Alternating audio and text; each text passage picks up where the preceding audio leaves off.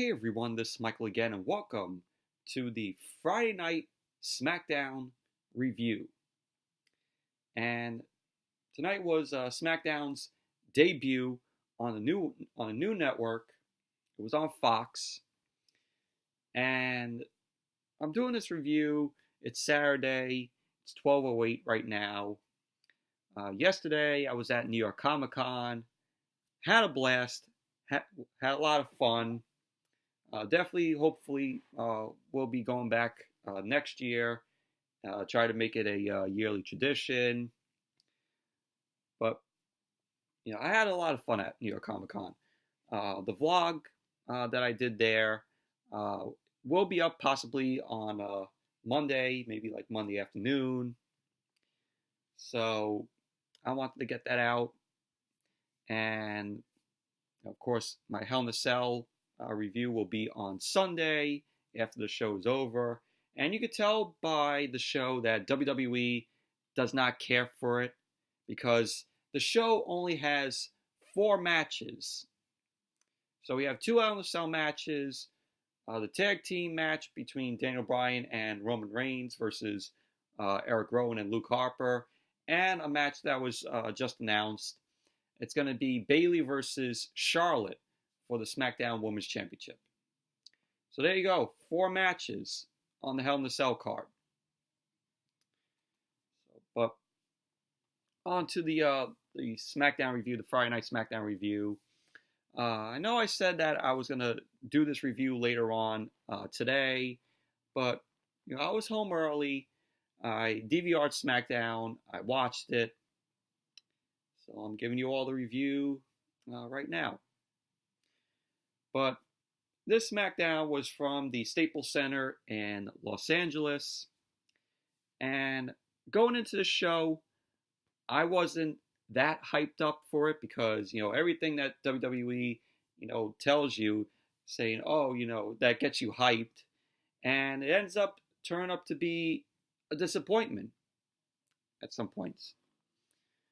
But, everybody was happy that, SmackDown was going to Fox, and they were expecting, there might be some change coming to SmackDown. But unfortunately, tonight, I thought this show was terrible.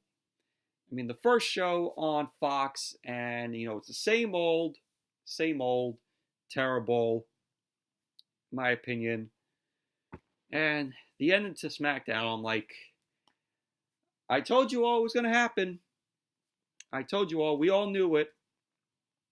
So, but I'll get to that. So, let's get on with the Friday Night SmackDown review. So, Friday Night SmackDown opened up with Vince McMahon coming out. Stephanie McMahon also came out with him also. And they welcome us, to history and to Fox. And so Vince welcomes us to Friday Night Smackdown. And so we had the new intro, which I thought was cool. Thought looked cool. Had the AC/DC song to it. And of course we had the pyro.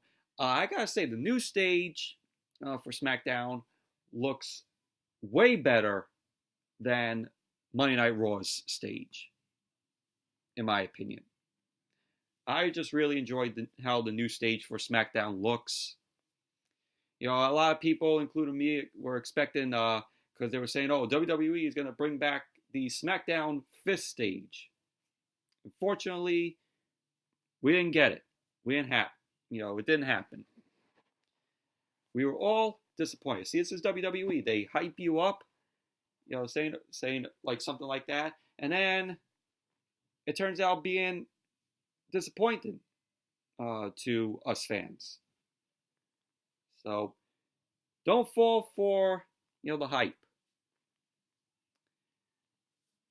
But after the intro and the pyro, we had Becky Lynch coming out. And of course, on commentary, we had Corey Graves and Michael Cole. It sounded like Monday Night Raw on commentary with both of them. Becky Lynch came out, and then we got to hear Michael Cole say, "Here comes the man." So this is another Michael Cole quote. First, we got to hear, "Oh, and here comes the big dog," when Roman Reigns comes out. And then we got to hear, "It's boss time," whenever Sasha comes out from Michael Cole. So now add "Here comes the man" to Michael Cole's quotes. Those cringe quotes by him. So Becky Lynch came out. She ended up talking about how good it feels to kick off the first SmackDown on Fox. And she says this show is in her blood, where she smashed through glass ceilings and changed the game. Becky wants to say she wants to repay us by kicking someone's ass and to start things off right. Then, unfortunately, King Boring Corbin comes out.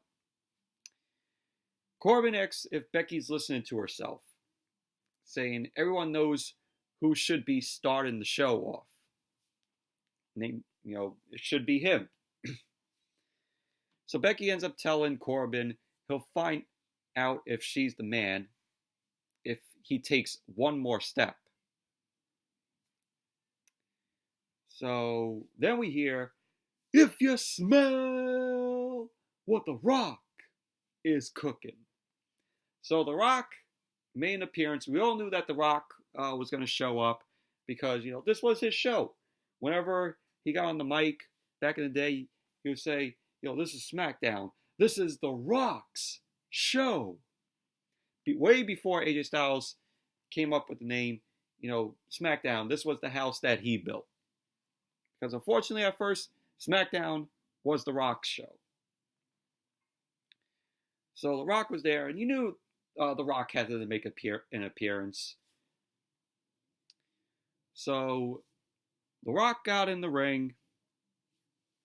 He ends up shaking Becky's hand, and he got on the mic. The crowd was hot for The Rock. They were all hyped to see him. So The Rock ends up getting on the mic.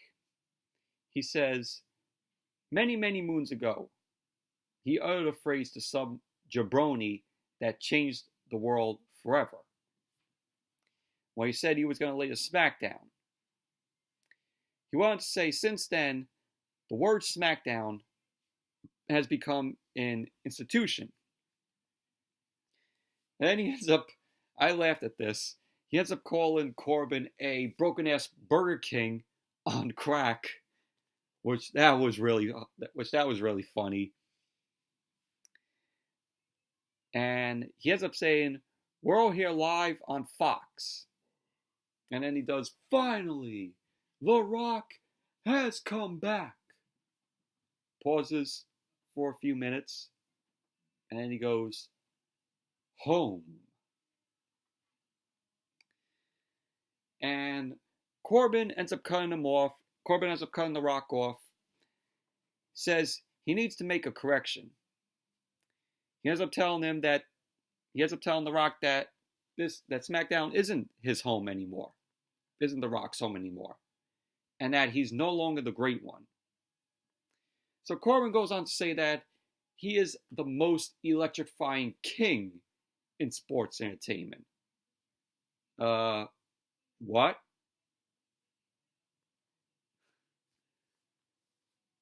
That's all that was. That's all when he said that. I'm like, what? And then I'm just,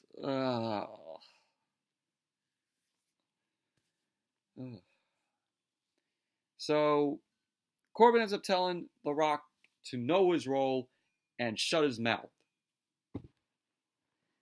And The Rock asks Becky's permission to take charge. So Becky ends up accepting that. So The Rock ends up calling Baron Corbin a 35-year-old virgin who looks like he's hanging out at Comic-Con. And it was funny when he said that, though. And then we had, Becky, he says Becky doesn't carry around a pair of testicles. So Becky ends up saying that if she did, they'd be bigger than Corbin's. And he says his testicles are in fact perfectly adequate. So The Rock ends up making sure Corbin is, saying that he's superior to everyone. And that's when Becky ends up saying, it doesn't matter what you think. Just like, The Rock. So The Rock ends up putting Corbin over. He ends up calling Corbin a badass, a super tough dude. Really? Corbin, a badass, and a super tough dude. I know that he was, he was probably being, he's probably being a little, sarcastic, though. And then it leads to The Rock saying, "Oh, nobody can stand you when you're here because as you go, as you're on TV a whole lot, The Rock ends up calling Corbin an STD." And then it started a crowd chant of STD. And Becky ends up saying it will stick to Corbin for life. So The Rock ends up saying that he sees embarrassment and anger in Corbin's eyes. And he says that's what happens when you insult the man, the people, and The Rock. So we see Becky and The Rock. They were punching on Corbin. Becky Lynch ends up hitting the leg drop to Corbin. The Rock ends up lining up. Ends up doing, famous move. The most electrifying move in all sports entertainment, the People's Elbow. So he lays the People's Elbow on Baron Corbin. Then we see The Rock ends up laying the smackdown on Corbin, laying Corbin out with the rock bottom. And that's how the segment ended, though. But I gotta say, it was an entertaining segment because of The Rock and because of Becky. It was cool seeing The Rock again. He was advertised to appear on SmackDown. I'm like, they had to get The Rock. They had to get The Rock to make an appearance because this was, his show. But it was cool seeing, The Rock, Dwayne Johnson.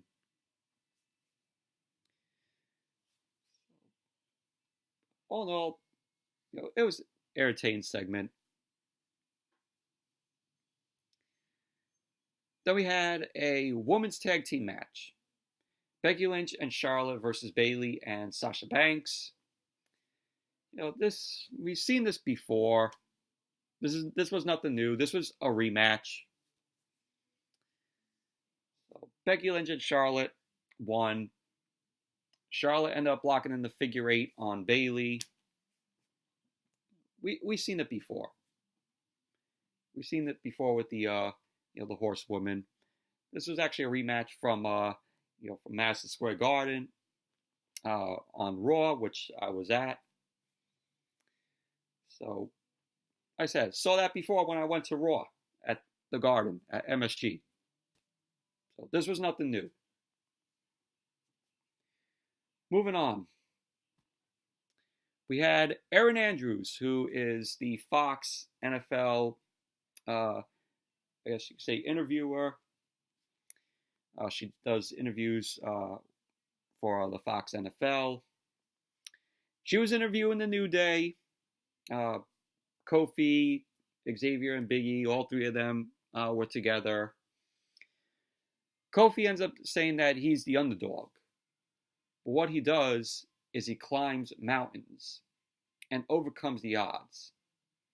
And that's what he says that's what he's going to be doing tonight against Brock Lesnar.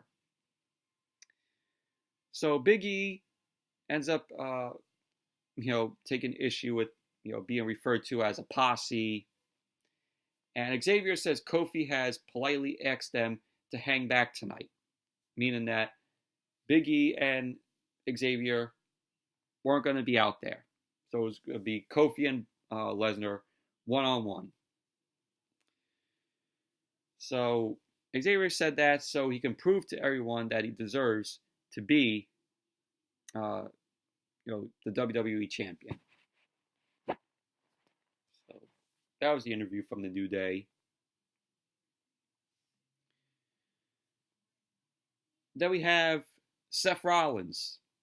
Seth Rollins came out when he was making his way out during the entrance. The Firefly Funhouse cuts in. Now we see Bray Wyatt. He's looking like,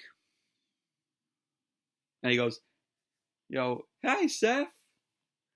So Bray Wyatt welcomes Seth to the Firefly Funhouse. He ends up saying, "We're all being introduced to SmackDown's new home." And Bray says he wants to introduce his home and his special friends. Abby the Witch, Mercy the Buzzard, Huskus the Pig, and Ramble the Rabbit. They're, both alive. And Ramble the Rabbit says, "Seth, I'm your biggest fan." So Bray Wyatt says he didn't realize Ramblin' Rabbit was a big fan. Bray says it gives him an idea, and he wants to use him to show Seth, what's going to happen at Hell in a Cell. So we see Ramblin' Rabbit, who's locked in a sort of like a cage, it looked like a dog pen with Mercy the Buzzard. And Bray ends up telling Seth to turn away as Mercy the Buzzard tears Ramblin' Rabbit apart. So Mercy ends up tearing up Ramblin' Rabbit. We see the stuff go everywhere. The fluff. Bray Wyatt recovers Ramblin' Rabbit's decapitated head, and Ramblin' Rabbit is, of course, again deceased. So Bray Wyatt ends up laughing, and he ends up telling Seth, history has a horrible way of repeating itself. And they've all heard for so long. And now it's his turn. And then Bray Wyatt goes, bye. And then the Firefly Funhouse ends.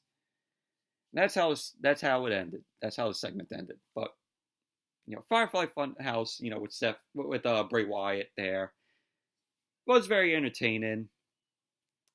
A little hype for Seth's match against The Fiend at Hell in a Cell Sunday, inside the Hell in a Cell. And then after that, we had Shinsuke Nakamura make his entrance. Sami Zayn, of course, jumping around. And SmackDown went to commercial. But one thing I forgot to mention, I have to say that the audio in and out that you heard and saw during the night, I found that a little annoying, in my opinion. I hope they stop doing that. I know they're supposed to follow the FCC rules, with the whole swearing. If the crowd starts chanting, holy shit, they gotta blur it out, or not blur it out, mute it out, blur it out. Excuse me. It was a long day today, guys, at Comic-Con, so they have to mute it out. But we had Shinsuke Nakamura versus Seth Rollins. The match, went to a no contest. the lights went down, and when they came back, I guess Seth was on the stage. I guess he was running away, so the Fiend wouldn't attack him. Shinsuke Nakamura was still in the ring. He was like looking around, seeing if the Fiend would, attack him. But Seth was on the stage, and the Fiend was in the back of him. The Fiend ends up once again locking in the mandible claw on Seth Rollins. And that was that.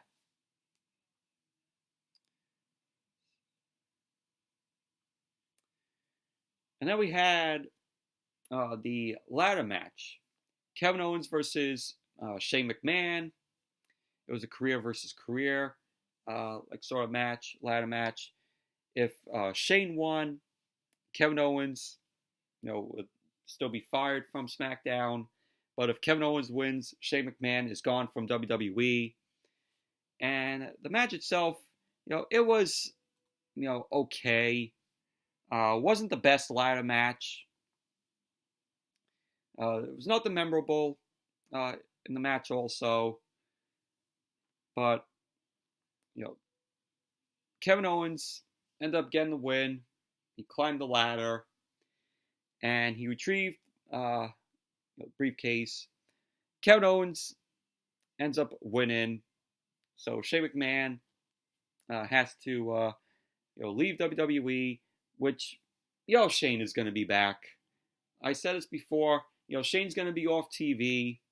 I mean, it's good. I was like, thank God that, Shane's going to be off of TV because, we're all sick of seeing Shane on TV. I think this was a good time to give Shane a break from being on TV every single week. So Shane's probably going to be gone, give or take, maybe 5 or 6 months. Maybe 6 months he'll be back. But, I'm just making a prediction of that. Shane's not going to be, gone forever from WWE. We all know that. It's storyline. Part of the storyline. So, post-match, Kevin Owens ends up grabbing Shane by the shoulder, and he gets on the mic, and Kevin Owens ends up screaming to Shane, "You're fired," into Shane's face, and Kevin Owens ends up delivering a stunner to Shane. And that's how it ended. But it was okay ladder match, but nothing memorable that happened here. And there was a point where Shane ended up doing the elbow from the top, and he took out Kevin Owens on the announce table, and the crowd was chanting holy shit," but of course they had to mute it, and they went to commercial. But that audio going in and out just because of that, it was annoying, and it's gonna keep getting annoying if they keep doing it. But that was basically that. Kevin Owens versus Shane McMahon ladder match. Like I said, it was okay, but nothing memorable that happened. And then we had Paul Heyman. Paul Heyman was being interviewed by Kayla Braxton. Paul Heyman wanted the footage of what happened on Raw of Brock Lesnar attacking Rey Mysterio and Rey's son Dominic. So that ended up playing, which that whole segment on Monday night, I really enjoyed every second of that. It was just, in my opinion, good television there. But we all know how Raw went. That first hour with Brock Lesnar attacking Rey Mysterio and Dominic, it was good TV in my opinion. Second and third hour of Raw was absolute shit. The show went to shit after the Miz TV segment. But we saw that footage once again. After it was over, Paul Heyman says Brock is going to do the same thing to Kofi Kingston tonight. And, that he says that is not a prediction. That is a spoiler. So that was the interview with Paul Heyman. Then we had an 8-man tag match. Braun Strowman, Heavy Machinery, and The Miz versus AJ Styles, Dolph Ziggler, Robert Roode, and Randy Orton. The match itself, it was meh, in my opinion. You had Strowman doing his shoulder tackles on the outside. He ended up getting, standing there because Tyson Fury, he's a boxer. He was sitting ringside. As Strowman was joking around with Tyson, he was, showing his muscles. And Tyson really didn't like that. So Dolph Ziggler came at Strowman on the outside. Strowman ended up catching Ziggler. Strowman ended up ended up hitting Ziggler into the ring post. And then he ran Ziggler into Tyson Fury, which Tyson really didn't like that. And so Strowman, Heavy Machinery, and The Miz won the match. Strowman ended up hitting the running power slam on Dolph Ziggler. So that was the match. Post-match, Tyson Fury ends up jumping over the barricade. The security come to keep him from putting his hands on Strowman. We heard "Let them fight" chants from the crowd. So the security was, backing Tyson away from Strowman. But all in all, the match itself, it was very meh.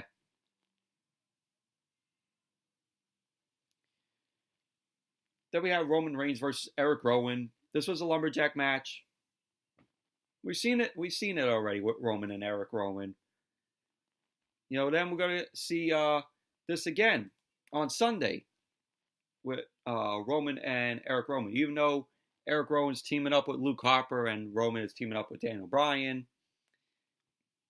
And during the match, Daniel Bryan was on commentary for this.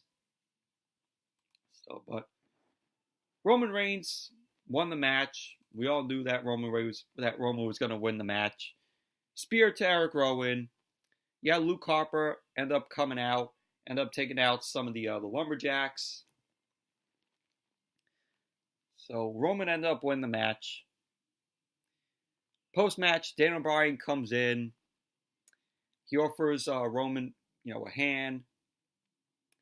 Roman ends up, taking it. So it shows, how they're going to be teaming up Sunday to take on Erick Rowan and Luke Harper. So, but overall, match itself, it was, we've seen it before with Roman and Erick Rowan.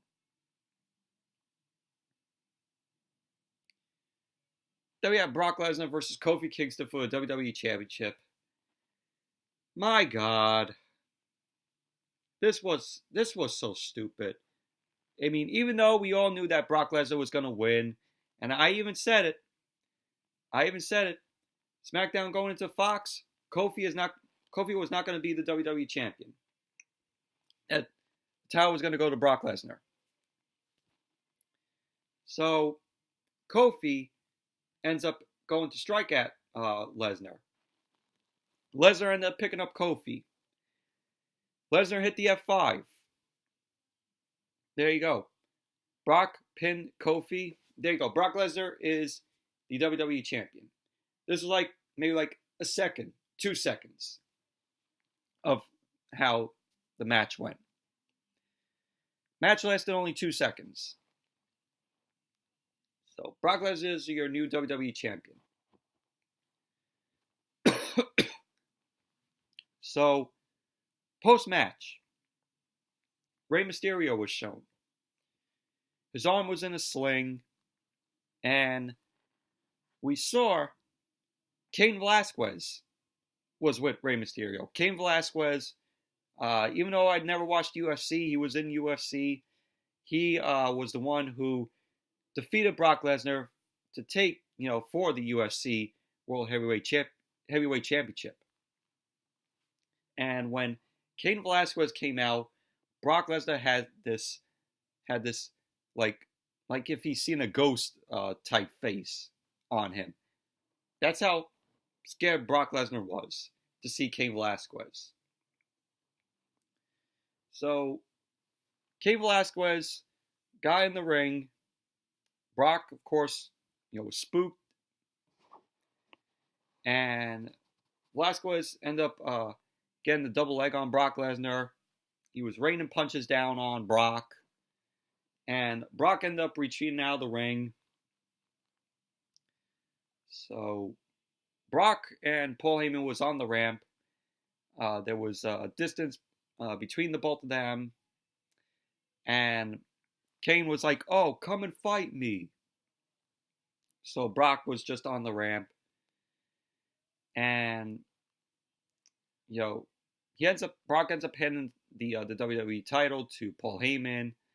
Paul Heyman ends up holding the championship high, and they retreat up the ramp because it looked like Brock Lesnar was going to do something to Velazquez, but then it didn't happen. They just both retreated up the ramp. And that was how the first Friday Night Smackdown on Fox ended. So Cain Velazquez was in a WWE ring. So looks like we're maybe going to get Cain Velazquez taking on Brock Lesnar in WWE. So, but all in all, like I said, this first Friday Night Smackdown on Fox, it was terrible. It was a terrible show, in my opinion. So, but like I said, the audio that they had during the show, where they would black out or mute the like some of the chants, were annoying. I'm like, as I'm watching, I'm like, can they stop doing this? I don't know, but anyways, that's it for the Friday Night Smackdown review. Thank you all for watching. Hope you all enjoyed this review, and definitely give the video a thumbs up, comment, subscribe, and until next video, which will be the Hell in a Cell review. That review will be going up after the show ends on Sunday. So until that video, I'll see you all later.